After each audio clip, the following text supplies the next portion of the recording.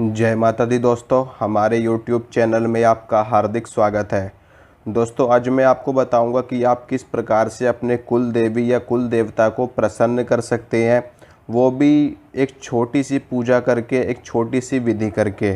सबसे पहले तो आपको ये समझना पड़ेगा कि आपके कुल देवी या कुल देवता हैं कौन, और इसके बारे में आपको कहाँ से पता चलेगा। इसके बारे में आपको पता चलेगा अपने पिताजी से, अपने दादाजी से, अपने परदादा जी से कि उनके कुल में किसकी पूजा होती आई है। कुल देवी या कुल देवता वो ही होते हैं जिनकी पूजा हमारे कुल में होती आ रही हो, और हमारे दादा परदादा या उनके दादा परदादा के टाइम से होती आ रही हो जिनकी पूजा, वो हमारे कुल देवी या कुल देवता होते हैं।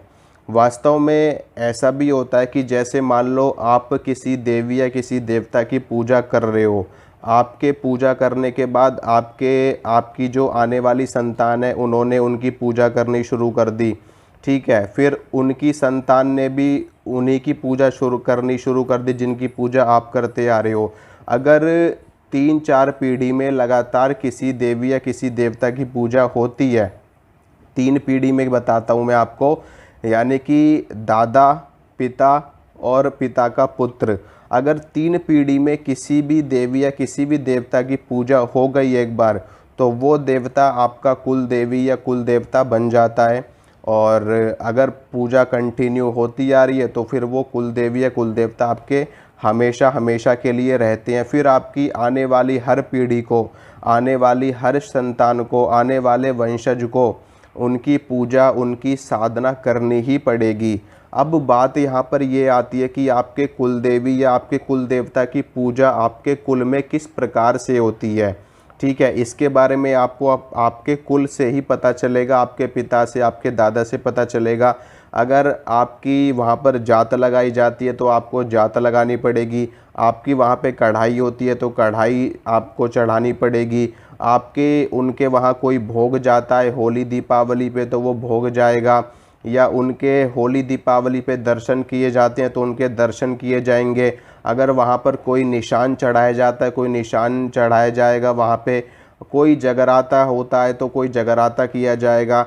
मतलब कि जो कुछ भी आपके पिता, आपके दादा के टाइम से होता आ रहा है, या वो जैसा करते थे, जैसा भोग प्रसाद उनको देते थे, वो आपको भी वहाँ पर जा कर के, उनके धाम पे जा कर के आपको देना पड़ेगा, ठीक है। अब इसमें करना क्या है, आपको मान लो आपको बिल्कुल भी नहीं पता चल रहा कि आपके कुल देवी या कुल देवता है कौन, ठीक है। आपके दादा को भी नहीं पता, आपके पिताजी को भी नहीं पता, क्योंकि कई बार ऐसा होता है कि जो हमारे पूर्वज होते हैं उन्होंने तो किसी देवी या किसी देवता की साधना करी होती है, लेकिन हमारे दादा ने नहीं की होती, हमारे पिता ने नहीं की होती। तो इस तरीके से फिर हमें भी नहीं पता होता कि आखिर है कौन और हम कैसे उनको मनाएं। तो इसके लिए आपको ज़्यादा कुछ नहीं करना। इसके लिए आपको किसी भी ऐसे सिद्ध व्यक्ति के पास जाना है जो आपको बता सके कि आपके कुल देवता है कौन, ठीक है। और इसकी एक विधि और भी है। इसमें होगा क्या, इसमें ये 11 दिनों का एक अनुष्ठान होता है, छोटा सा। 11 दिनों के अनुष्ठान में आपको पता चल जाएगा कि आपके कुल देवी या आपके कुल देवता है कौन। वो स्वप्न में आकर के आपको उसकी जानकारी दे देंगे। वो विधि भी मैं आपको यहीं पर बता देता हूँ। अगर आप किसी भगत के पास जा सको, किसी अच्छे और किसी सच्चे भगत के पास जाना जो कि वाकई में सिद्ध हो, ठीक है, वाकई में सिद्ध हो, तो वो आपको बता पाएंगे कि किस प्रकार से आपके कुल देवी या कुल देवता को क्या भोग प्रसाद दिया जाता था, और आपको भी वही देना है, ठीक है। अब मैं आपको वो अनुष्ठान बताता हूँ 11 दिनों का, जिस अनुष्ठान से आपको आपके कुल देवी या कुल देवता के बारे में पता चल जाएगा।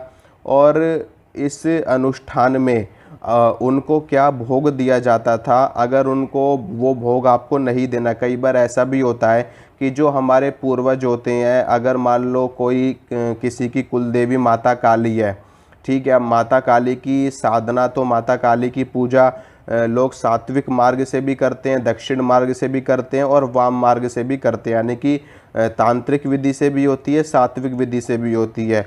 अब किसी के पूर्वज उनको माता काली को बकरे की भेंट देते थे या मुर्गे की भेंट देते थे या खून के छींटे देते थे, अब वो चीज़ आप नहीं कर सकते। आप उनके वैष्णव रूप में रुचि रखते हो, या फिर आपकी सामर्थ्य नहीं है, या फिर आप नहीं देना चाहते कि मैं तो बस खाली माता की पूजा लौंग बतासे पे ही कर सकता हूँ, खाली उनको लड्डू दे सकता हूँ, खाली उनको बर्फ़ी दे सकता हूँ, तो ऐसा ज़रूरी नहीं है। आप उनको दोबारा से लौंग बताशे पे भी चला सकते हो, बर्फ़ी पे भी चला सकते हो, लड्डू पे भी चला सकते हो। उसके लिए आपको क्या करना है, ज़्यादा कुछ नहीं करना। अगर आपको पता है कि आपकी कुल देवी माता काली है, या आपकी कुल देवी माता विंध्यवासिनी है, या आपकी कुल देवी माता शीतला है, आपकी कुल देवी माता मसानी है, या गुरु गोरखनाथ जी है, या फिर गोगा जहारवीर हैं, या फिर बाबा मोहन राम है, तो कोई भी देवता हो आपके कुल देवता, और आपको पता लग गया उनके बारे में कि ये हमारे कुल देवता हैं, लेकिन हमारे पूर्वज इनको कोई और सा भोग प्रसाद दिया करते थे और हम ये भोग नहीं दे सकते। ठीक है, अगर आप वो भोग नहीं दे सकते तो उसके लिए आपको कुछ भी नहीं करना। आपको बस खाली जो भोग आप उनको देना चाहते हो वो आपको लेकर के आना है। मान लो आप उनको सिर्फ 2 बूंदी के लड्डू दे सकते हो, इतनी ही आपकी क्षमता है और यही आप देना चाहते हो, तो आपको 2 बूंदी के लड्डू लेकर के आने हैं। ठीक है, एक जल का लोटा आपको रखना है अपने पास में। ये किसी भी शुभ दिन में आप कर सकते हो।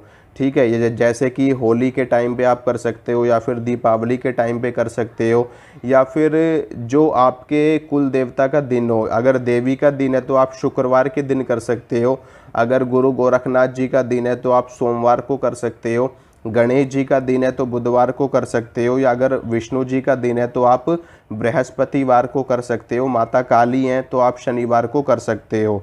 इसके अलावा और भी कोई देवता है, भैरव जी हैं तो आप रविवार को कर सकते हो, माता गायत्री हैं तो आप रविवार को कर सकते हो, तो हनुमान जी हैं तो मंगलवार को कर सकते हो। या तो उनका उस दिन में आप करो, या होली पे करो, या दीपावली पे करो, जो भी आपको पता चल जाए जैसा भी, या कोई शुभ दिन हो, कोई ऐसा त्यौहार आ रहा हो, कोई ऐसा फेस्टिवल आ रहा हो, जैसे कि गुरु पुष्य योग होता है, रवि पुष्य योग होता है, नवरात्रों का समय होता है, और होली का हो, दीपावली का हो, कोई जैसे महाशिवरात्रि का पर्व होता है, और नाग पंचमी का होता है, योगिनी एकादशी का दिन होता है, तो ऐसा कोई भी अच्छा मुहूर्त हो वो भी आप चुन सकते हो।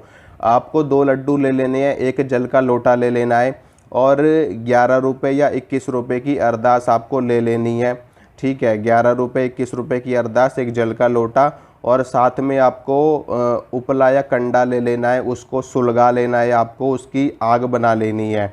ठीक है, यानी कि अंगारी आपको बना लेनी है, और आपको आसन के ऊपर बैठ जाना है आराम से। आसन के ऊपर बैठ जाने के बाद अपने हाथ में जल लेना है। जल लेकर के आपको संकल्प करके आवाहन करना है अपने कुल देवी या अपने कुल देवता का। अगर आपको पता है कि आपकी कुल देवी माता काली है तो माता काली का आवाहन करना है आपको। माता काली के भी कई रूप होते हैं, ठीक है, एक शमशान काली होती है, एक दक्षिण काली होती है, और हर रूप में माता काली अलग अलग चीज़ों के साथ चलती हैं, तो ये भी आपको पता होना ज़रूरी है। तो माता काली को तो संकल्प लेना है। संकल्प में आपको अपने पूरा बायोडाटा देना है, ठीक है, अपना नाम बोलना है, अपने पिताजी का नाम बोलना है, और अपने दादाजी का भी नाम बोलना है, क्योंकि ये कुल देवी को आप बुला रहे हो और आपको उनका भोग बदलना है। ठीक है, मतलब इसको कहते हैं भोग बदलना। पूर्वजों ने तो किसी और भोग पे चलाया माता काली को, लेकिन आप दूसरे भोग पे चलाना चाहते हो, तो इसके लिए आपको अपने पूर्वजों अपना नाम, पिताजी का नाम और अपने दादाजी का नाम बोलना है। उसके बाद अपना गोत्र बोलना है। फिर आपको माता काली से प्रार्थना करनी है, हे माता महाकाली, मैं आपका बालक हूँ, आपकी संतान हूँ, और मेरे पूर्वजों ने आपको जो कोई भी भोग दिया है, ठीक है, वो उन्होंने आपको दिया है, लेकिन वो भोग मैं आपको नहीं दे सकता। इसके लिए आप मुझे क्षमा करें। मेरे पास सिर्फ यही है, मैं आपका बालक हूँ, आपकी संतान हूँ, और इस भोग को आप स्वीकार करें और मुझ पर प्रसन्न रहें, मेरे परिवार पर प्रसन्न रहें। इससे ज़्यादा मैं आपको कुछ नहीं दे सकता, क्योंकि सब कुछ दिया हुआ आप ही का है। मैं तो बस एक निमित्त मात्र हूँ, मैं इससे ज़्यादा कुछ नहीं कर सकता आपके लिए।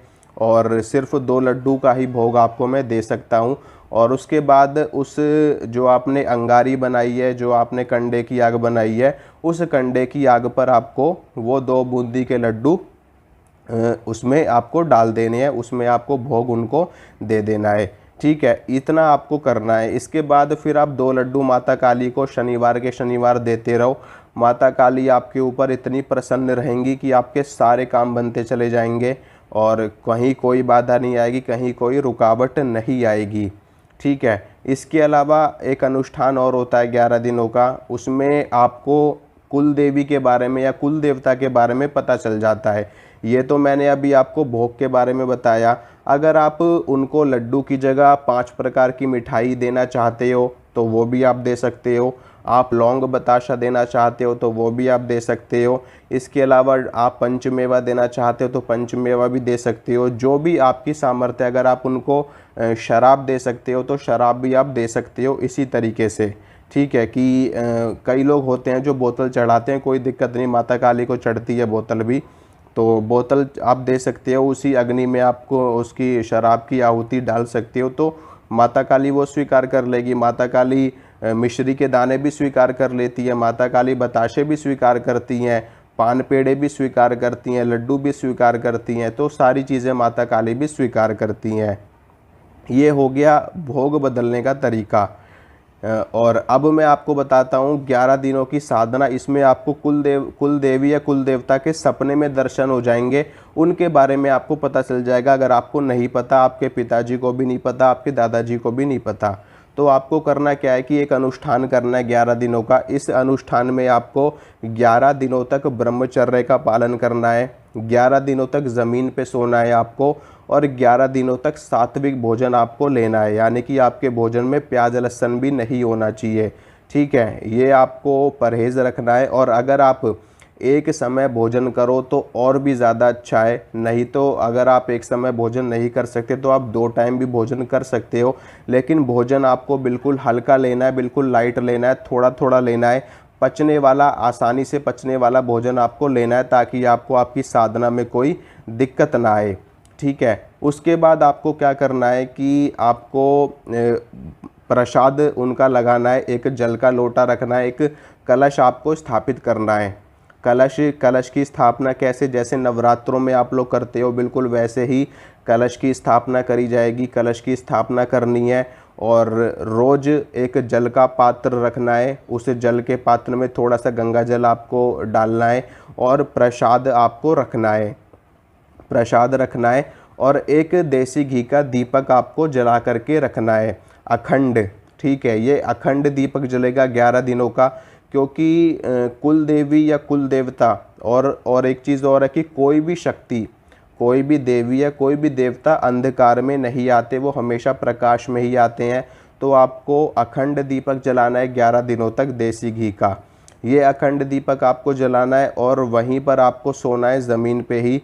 और इस अनुष्ठान से पहले आपको संकल्प लेना है कि मैं अपने कुल देवी या कुल देवता के बारे में नहीं जानता, मेरे पिताजी भी नहीं जानते, मेरे दादाजी भी नहीं जानते, और मैं उनका आवाहन करता हूँ।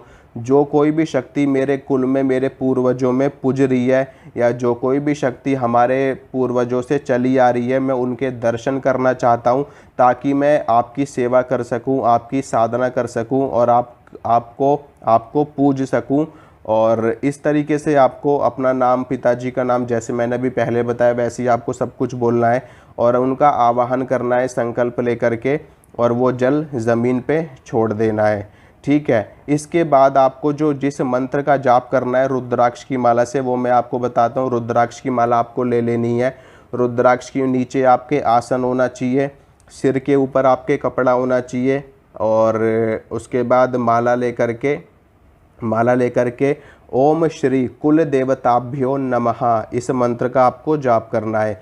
ओम श्री कुल देवताभ्यो नमः, ओम श्री कुल देवताभ्यो नमः, ओम श्री कुल देवताभ्यो नमः। ये मंत्र है, डिस्क्रिप्शन में भी लिख दूंगा, आप देख लेना। ठीक है, इस मंत्र की आपको 51 माला प्रतिदिन करनी है। ठीक है, 51 माला आप अगर कर सकते हो तो बहुत अच्छा है, अगर आप इससे ज़्यादा कर सको तो और भी ज़्यादा अच्छा है। मैंने बताया ना कि जितना ज़्यादा जाप करोगे उतना ज़्यादा आपको बेनिफिट मिलेगा।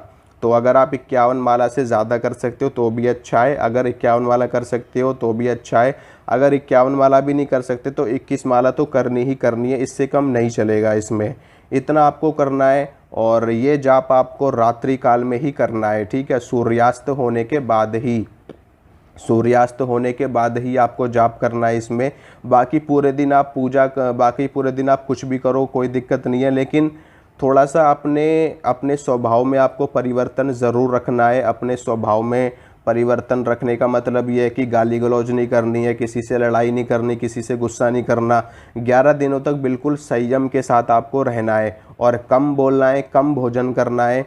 और रात्रि काल में वहीं पर 11 दिन से पहले पहले ही आपको सपने में आपके कुल देवी, आपके कुल देवता के दर्शन हो जाएंगे, ठीक है। आपको कोई फ़ोटो नहीं रखनी, किसी देवी या किसी देवता की कोई फ़ोटो नहीं रखनी, बस देसी घी का अखंड दीपक आपको रखना है और कलश की स्थापना करनी है और डेली भोग प्रसाद आपको रखना है।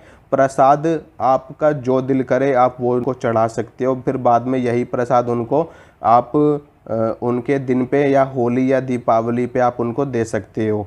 तो ये है, इस भोग से आप उनको प्रसन्न कर सकते हो और ऐसे आप अपने कुल देवी या कुल देवता के बारे में पता कर सकते हो। सपने में आपको उनके दर्शन हो जाएंगे, फिर आप उसके बाद उनकी सेवा करनी शुरू कर दो, उनकी पूजा करनी शुरू कर दो और आपके सारे बिगड़े काम बनेंगे और आपकी वो रक्षा भी करेंगे। कुल देवता का मुख्य काम ही होता है आपके कुल को आगे बढ़ाना, ठीक है। कुल देवता का मुख्य कार्य यही होता है कि वो आपके कुल को आगे बढ़ाते हैं, आपके कुल को सुरक्षा प्रदान करते हैं, प्रोटेक्शन देते हैं और आपके कुल में उन्नति हो, बरकत हो, तरक्की हो, यही कार्य होता है कुल देवता का।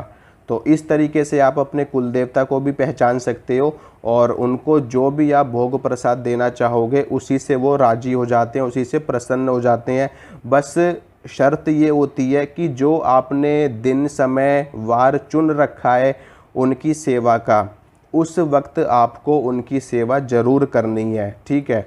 जैसे कि आप होली और दीपावली पे आप उनके मंदिर जाते हो दर्शन करने के लिए, तो आपको ज़रूर जाना है, आपको उसमें नागा नहीं करना है, आपको उसमें गैप नहीं करना। या जब भी आप उनको प्रसाद देते हो आपको प्रसाद ज़रूर देना है। तो इस तरीके से आप करिए, उनकी कृपा आपको ज़रूर मिलेगी और उनके दर्शन भी आपको ज़रूर होंगे। तो ये थोड़ी सी जानकारी थी जो मैंने आपको दी है। अगर आपको अच्छी लगी है तो वीडियो को लाइक कीजिए और वीडियो को शेयर कीजिए, चैनल को सब्सक्राइब कीजिए ताकि मैं जो भी वीडियो डालूँ उसकी नोटिफिकेशन भी आपको मिल सके, ठीक है दोस्तों। मिलूँगा आपसे अगली वीडियो में। जय माता दी।